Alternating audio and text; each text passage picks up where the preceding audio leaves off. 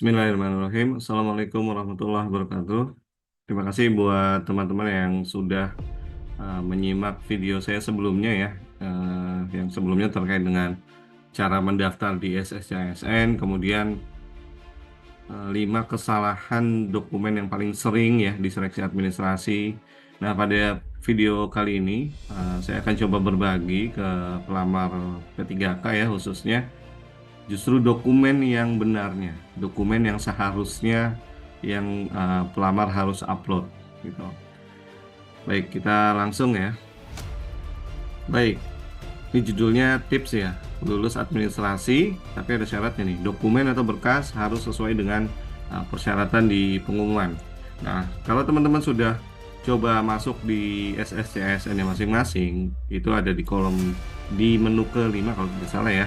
Itu pada menu upload dokumen, nanti akan muncul slot dokumen yang harus diupload.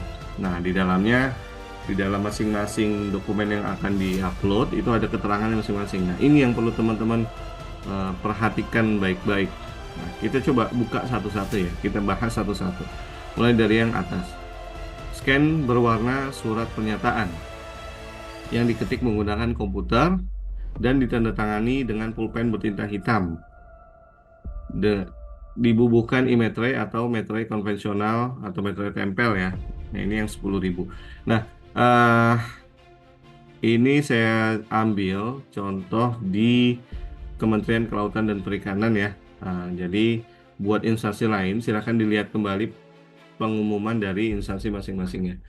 Baik, kita balik ke surat pernyataan tadi. Yang diminta di KKP adalah surat pernyataan itu diketik menggunakan komputer. Ya, wajib diketik ya dengan menggunakan komputer. Jadi jangan coba-coba buat para pelamar untuk ditulis tangan ulang gitu. Ini bukan zaman dulu lagi ya. Yang kalau dulu sih masih boleh, masih diwajibkan malah ditulis dengan tangan. Kalau sekarang tidak. Jadi kolom isian itu diketik dengan komputer. Lalu tanda tangannya menggunakan pulpen hitam. Ya, ini sepele. Mungkin teman-teman lupa ya atau nggak sadar pulpen yang dipegangnya itu warnanya apa gitu. Nah, makanya di video ini saya ingatkan kembali, pulpennya itu harus warnanya hitam. Oke. Kemudian dibubuhkan materai atau e-materai. Ya. Nanti ukuran atau size-nya itu adalah 1000 nih, 1000 kilobyte atau 1 mega ya. Nah, untuk contohnya coba kita lihat langsung ya ke dokumennya di surat pernyataan. Nah, oke, ini kita kecilin dulu ya, full screen mode. Nah, ini kalau kita lihat format yang ada di pengumuman KKP khususnya. Nah, buat teman-teman yang belum dapat ya atau belum men-convert PDF menjadi Word, nanti akan saya coba share di bawah ya, di deskripsinya linknya, silahkan diunduh saja. Jadi saran saya memang harus copy paste aja, udah copy paste dari lampiran pengumumannya. Ini surat pernyataan. Nah, pelamar tinggal isi aja di sini kotanya apa, kemudian tanggal berapa, lalu diisi nih, kan bisa diketik dengan tangan. Misal Rusdi Dai gitu ya. Kemudian nicknya 1234, lalu tempat tanggal lahir misal di London gitu ya. Kalau misalnya tanggal lahir berapa gitu, kemudian jenis kelamin, jabatan yang dilamar jangan lupa. Ini misalnya saya contohkan di penata layanan operasional. Kemudian di bawahnya pendidikan sesuai dengan dokumen yang diunggah. Nah, ijazah yang diunggah apa nih? Misal saya S1 misalnya S1 perikanan deh. Nah, kampus nanti diisi saja, alamat domisili diisi, dan akun IG, FB atau TikTok. Ini juga pelamar harus cantumkan ya. Dan jangan di private, karena itu salah satu proses nanti verifikator coba lihat gitu. Oke, lalu ini redaksinya. Pernyataannya ada berapa poin? Kita lihat ke bawah, ada 12 poin ya khusus P3K 2024. Jadi nggak perlu dirubah sih kalau menurut saya ya. udah apa adanya aja, ini jangan dikurangi, jangan ditambahkan. Ini udah aman lah kalau cuma copy paste aja. Nah, ini juga kalimat penutupnya wajib ada ya. Di CPNS kemarin banyak yang nggak ada juga nih kalimat penutupnya, lupa gitu. Nah, ini di copy paste aja langsung. Lalu tanda tangan di sini. Sini nama lengkapnya siapa? Lengkap saya Rusdi, kayak gitu ya. Nah, di sini tanda tangan, tinggal tanda tangan set. Nah, kasih metre. Nah, metrenya di video sebelumnya saya udah jelaskan ya. Metre ada dua jenis, yang metre tempel konvensional 10.000. Teman-teman harus ditempel dulu, lalu ditandatangani sebagian. Itu metre tempel. Kalau e-metre atau metre elektronik, posisinya ditaruh di sini aja nih, di kotak merah, tanda tangannya di sini ya. Nah, ini mungkin saya perjelas ya, e-metre biar teman-teman tahu nih di sini kalau yang sebelah kolom merah itu posisi dari e-metre. Baik, dah itu aja, gampang ya untuk surat pernyataan. Kita balik ke filenya, ke materinya. Lalu surat lamaran juga sama, ini wajib ditujukan kepada Menteri Kelautan dan Perikanan. Kita lihat langsung saja ya, kita lihat langsung aja di dokumennya nih, dokumen surat lamaran. Oke, kelihatan ya teman-teman ya. Nah, ini mulai dari atas sama, kotaknya diisi, tanggalnya diisi, jangan terlewat. Ini juga jangan diapa-apain lagi kecuali yang kolom isian ya. Ini silahkan diisi setidaknya sampai ke bawah, sampai ke akun IG, FB atau TikTok, sama kayak surat pernyataan nih. Cuma ini silahkan diisi saja. Nah, ini poinnya ada 11. Ini banyak pertanyaan juga dari para pelamar P3K ya. Apakah boleh menghapus poin 7, 8, 9, 10 kan? Kalau memang tidak melamar pada jabatan khusus nakes nih ya. Ada apoteker terampil, kemudian teman-teman penyandang disabilitas poin 9 dan 10 gitu. Apakah boleh dihapus? Jawabannya boleh ya.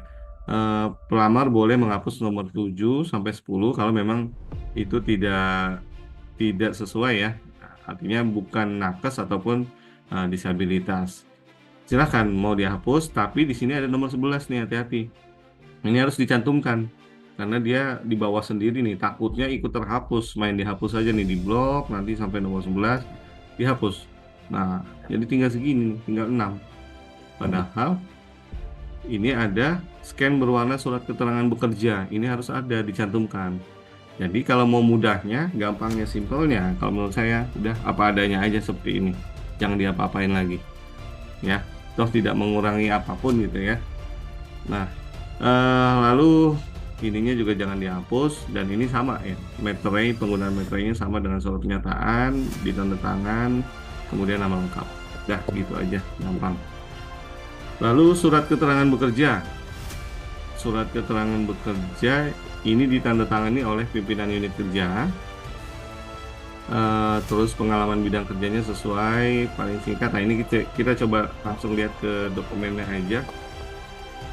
Ini dokumennya udah dalam bentuk Word nih ya, teman-teman tinggal isi doang, tinggal isi aja nih yang perlu diisi.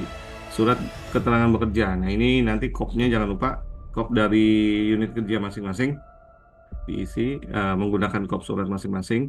Lalu nomor suratnya juga nanti kalau tidak salah verifikator juga akan melakukan pengecekan nih, apakah benar nomor suratnya ini adalah nomor surat untuk dokumen yang pelamar upload.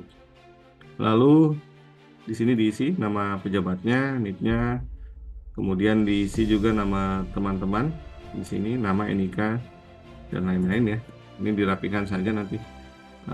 Lalu di bawahnya adalah XTHK 2 atau tenaga non-ASN yang terdaftar dalam database BKN atau tenaga non-ASN yang masih bekerja aktif di mana, unit kerjanya mana, silakan disebutkan langsung, selama berapa tahun ya. Kalau mau berapa tahun, berapa bulan boleh juga, nggak apa-apa, secara terus-menerus, serta memiliki pengalaman di bidang. Nah, di sini dimintanya pengalamannya sesuai dengan jabatan yang dilamar. Nah, kalau tadi saya melamar di penata layanan operasional, berarti saya bilang di sini di bidang penataan layanan operasional, dan berkinerja sangat baik misalnya, gitu ya.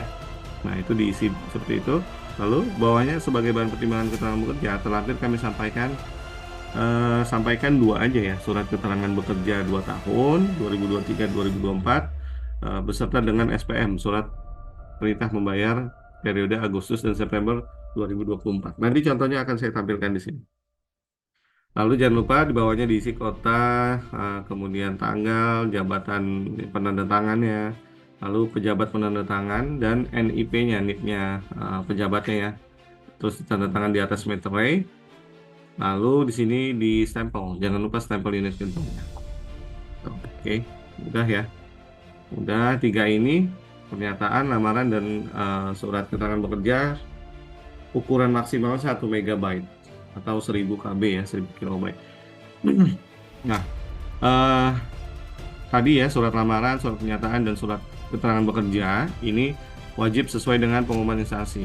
Nah, buat teman-teman di KKP khususnya, nanti di deskripsi saya akan bagikan link per masing-masing dokumen. Ini udah dalam bentuk Word, tinggal diisi saja ya apa yang tadi saya coba contohkan. Nah, surat keterangan bekerja tadi saya sudah singgung sedikit. Ini adalah contohnya.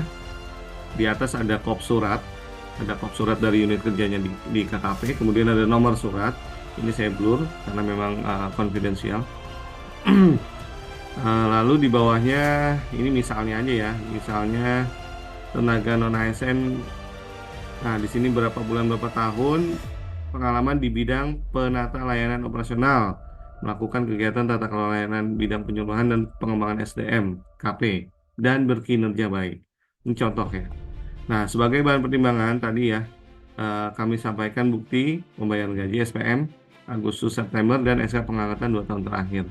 Jangan lupa ditanda tangan pejabatnya, nama pejabat. Nah, kalau ini menggunakan e-metre ini udah benar nih. E-metrenya di sebelah kiri, tanda tangan dan cap di sebelah kanan, gitu ya. Nah, ini ada yang perlu diperhatikan. Tadi nomor surat, informasi pejabat, pelamar, masa kerjanya, ini harus terlihat jelas ya semua poin yang ada di sini. Bidang pengalamannya tadi sudah diisi, bahan pertimbangannya cantumkan saja SPM dan SK 2 tahun secara terus-menerus, nama pejabat dan tanda tangan, cap unit kerja, kemudian di meterai juga ya. Itu contoh surat keterangan bekerja. Nah, ini SK ya, SK pengangkatan. Kalau kita balik ke sini, jadi setelah pernyataan, lamaran, surat keterangan bekerja, nah di kolom surat keterangan kerja yang ketiga ini ya, kolom ketiga, teman-teman harus mengupload surat keterangan bekerja dan SK 2 tahun 2023 dan 2024. Itu yang diupload ya. Kita lihat contoh SK-nya. Nah, ini SK atau surat keputusan pengangkatannya. Yang perlu diperhatikan nanti oleh verifikator nih, verifikator melihat kop surat, kemudian keputusan kepala unit kerjanya, kemudian yang dilihat lagi anggarannya, tahun anggaran ini tahun berapa teman-teman direkrut ya. Nah, ini lembar pertama biasanya, lalu lembar terakhir itu ada pengesahan ya, ada tanda tangan, cap dan tanda tangan dan cap unit kerja ya. Gitu. Nah, kemudian lampiran yang menunjukkan nama dari pelamar. Ini tiga substansi yang harus ada di surat keterangan pengangkatan. Ya, jadi SK pengangkatan dan surat keterangan bekerja, dua ini, surat keterangan bekerja dan SK, ini diupload bersamaan di kolom ketiga. SK-nya jangan lupa 2 tahun 2023-2024. Kalau SK 2023-nya terputus Januari sampai November, kemudian nyambung lagi di Desember 1 bulan, dua-duanya SK-nya di scan bersamaan. Jadi jangan ketinggalan supaya tidak dianggap teman-teman mengundurkan diri tuh atau tidak secara terus-menerus. Takutnya kalau hanya periode yang ke-1 Januari sampai November itu dikiranya teman-teman sudah mundur 1 bulan, nanti lanjut lagi Januari 2024. Nah, itu akan TMS tuh kalau seperti itu. Jadi kalau ada 2 periode dalam 1 tahun, lampirkan semuanya SK-nya. Baik, kita lanjut ke kolom KTP. Nah, KTP cukup mudah ya. Teman-teman cuma men-scan berwarna saja KTP yang dimiliki sekarang. Ini adalah contoh yang benar ya. Contoh yang benar, terlihat jelas fotonya. Ini karena saya blur aja. Terlihat jelas fotonya, kemudian NIK dan informasi lainnya yang ada di KTP. Simple KTP. Lalu kita lihat contoh ijazah. Nah, ini saya ambil ijazah contohnya dari Trisakti ya. Macam-macam soalnya pelamar nih. Banyak sekali. Nah, ini adalah contoh yang benar. Jadi sudah berwarna ya, artinya ini adalah ijazah asli. Kemudian terlihat nomor serinya, ya apapun itu informasi yang ada di dalam ijazahnya. Yang dilihat oleh verifikator tentunya nama pelamar, kemudian nomor induk mahasiswanya, lalu prodi jurusannya, dan tanggal lulus biasanya yang dilihat sama para verifikator nih. Itu yang dilihat. Kemudian yang paling penting ada di sini, tanda tangan pejabat yang penanda tangan yang berwenang.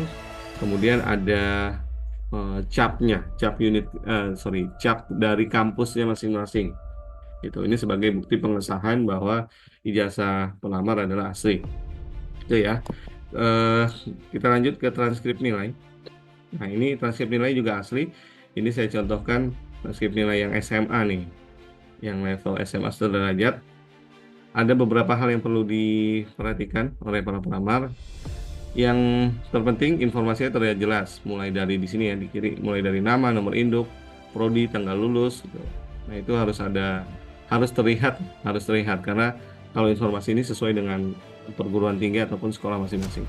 Lalu tanda tangan pejabat berwenang juga harus terlihat, cap sebagai bukti pengesahan ada. Dan ini penting nih, tidak terpotong. Misal transkrip nilai dari pelamar ada 2 lembar. Nah, ini di CPNS kemarin ada beberapa yang tidak lulus hanya karena dia men-scan cuma lembar depannya aja, tidak ada lembar belakangnya. Ataupun sebaliknya, cuma lembar belakangnya doang yang isinya cuma mata kuliah berapa banyak aja, lalu cuma cap. Nah, di atasnya nggak tahu tuh itu transkrip nilai punya siapa gitu. Nah, itu salah ya, jadi TMS. Nah, kalau di sini saya ingatkan, jadi kalau ada 2 lembar, dua-duanya di scan dan di upload bersamaan gitu. Jadi jangan cuma satu. Lalu kemudian wajib scan-nya berwarna seperti ini udah bagus. Dan untuk level SMA sederajat, jenjang SMA derajat, kalau tidak salah di SSCSN diminta ya ada 1 kolom diminta untuk mengisi nilai rata-rata ijazah ya. Nah, ini juga banyak pertanyaan. Nanti pelamar silakan diisi untuk nilai rata-rata ijazah. Kalau di transkrip nilainya ada nilai akhir, itu yang dimasukkan adalah jumlah dari ini ya. Kalau di sini ada 4 nih, bahasa Indonesia, bahasa Inggris, matematika, dan kompetensi keahlian. Jumlah nilai ini, nilai akhir ini, kemudian dibagi mata pelajarannya, berarti ada 4 nih ya, 6,5, 6,8, 6,0, 7,8 dibagi dijumlah lalu dibagi 4 gitu. Tapi kalau tidak ada nilai akhir, karena bermacam variasi nih ya untuk di jenjang SMA transkrip nilainya. Kalau tidak ada nilai akhir, gunakan nilai UAN, ujian akhir nasional ya, bisa dijumlah lalu dibagi 3 ya, bagi 3 atau dibagi 4, nanti disesuaikan saja dengan ijazah. Nah, ini adalah contoh SPM ya, surat perintah membayar. Teman-teman bisa langsung menghubungi unit kerjanya masing-masing, bagian keuangan kalau tidak salah, atau ke ininya aja, ke TU ataupun Dukman, minta surat perintah membayar di periode Agustus dan September ya. Yang harus terlihat di sini di SPM itu yang pertama nama unit kerjanya di paling atas, kemudian di beberapa bagian di bawahnya nama unit kerjanya harus ada, kemudian nama pelamarnya harus ada juga ya. Di sini di lampiran surat juga, surat perintah membayar juga ada kalau tidak salah nama-nama dan nilai rupiahnya nih ada nih. Jadi nama pelamar harus ada, lalu periode pembayaran ini Agustus atau September, lalu pejabat penanda tangannya itu harus terlihat jelas siapa dan NIP-nya berapa ya. Jadi 4 hal ini di SPM pastikan sudah terlihat di-uploadan dari SSCSN. Baik, kita lanjut. Nah, ini pas foto yang benar seperti ini. Yang pertama latar belakangnya merah, lalu pakaiannya formal. Nah, di sini yang bersangkutan memakai kemeja ya, sudah sangat rapih nih. Kemudian sikapnya juga formal, duduk biasa saja. Duduk biasa, tidak perlu miring, tidak perlu pakai gerakan tangan gitu ya. Nah, ini adalah contoh yang benar. Jadi kalau pelamar ingin pas foto, disesuaikan dengan persyaratan ya. Ada tiga ini, merah, pakaiannya formal, sikapnya formal. Dan kalau bisa pas fotonya yang terbaru, jangan menggunakan pas foto yang 10 tahun lalu misalnya. Jadi harus yang terbaru pas fotonya. Nah, baik, ini akan saya singgung sedikit terkait dengan jabatan dosen. Nah, mungkin ini agak sedikit terlewat ya untuk di jabatan dosen asisten ahli. Nah, di dosen ini sesuai dengan keputusan Menteri PAN nomor 391 tahun 2024 tentang persyaratan wajib tambahan ya di pengadaan P3K tahun 2024. Nah, untuk dosen nanti pelamar akan diminta syarat wajib tambahan nih berupa apa? Nah, ini berupa yang sebelah kiri. Karya ilmiah di jurnal nasional minimal terakreditasi Sinta 6 atau lebih tinggi sebagai penulis pertama nih ya, bukan penulis pendamping ya gitu. Jadi penulis pertama jumlahnya satu atau memiliki SK jabatan akademik dosen asisten ahli. Nah, jadi untuk teman-teman pelamar ini yang melamar jabatan dosen asisten ahli, nanti di kolom SSCSN-nya itu akan ada slot satu tambahan tuh. Ada slot satu tambahan itu diminta ini karya ilmiahnya. Nah, jadi mohon disiapkan kembali buat pelamar dosen, disiapkan karya ilmiahnya. Biasanya kalau yang mau melamar dosen sudah punya nih ya karya ilmiah di jurnal nasional. Nah, itu harus diupload. Karena kalau tidak punya ini, tidak punya karya ilmiah, itu tidak akan lulus seleksi administrasi. Karena ini adalah persyaratan wajib, ya, persyaratan wajib yang harus dipenuhi oleh pelamar dosen. Ini sudah didasarkan oleh Kepmenpan 391 2024. Nah, kalau yang sebelah kanan, ini adalah sertifikat penambah nilai ya. Jadi kalau sertifikat pekerti atau A2, nah ini kalau pelamar punya ini, itu akan mendapatkan nilai tambahan nih 10%. 10% dari nilai tertinggi seleksi kompetensi teknis 450 ya, berarti 45 tambahannya. Itu ya, buat yang dosen mohon diperhatikan. Baik, mungkin itu yang bisa saya sampaikan. Jadi sekali lagi dilihat kembali video-video di ini ya, substansi di video yang kali ini. Ini adalah contoh-contoh yang benar yang sudah saya tampilkan di sini. Untuk surat lamaran, pernyataan dan surat keterangan bekerja, silakan teman-teman langsung download link di bawah di deskripsinya saja ya. Jadi hanya tinggal mengetik atau mengisi dari masing-masing surat gitu. Mungkin sekian dari video kali ini, semoga bermanfaat dan semua bisa lulus menjadi P3K di tahun 2024. Sekian, Assalamualaikum warahmatullahi wabarakatuh.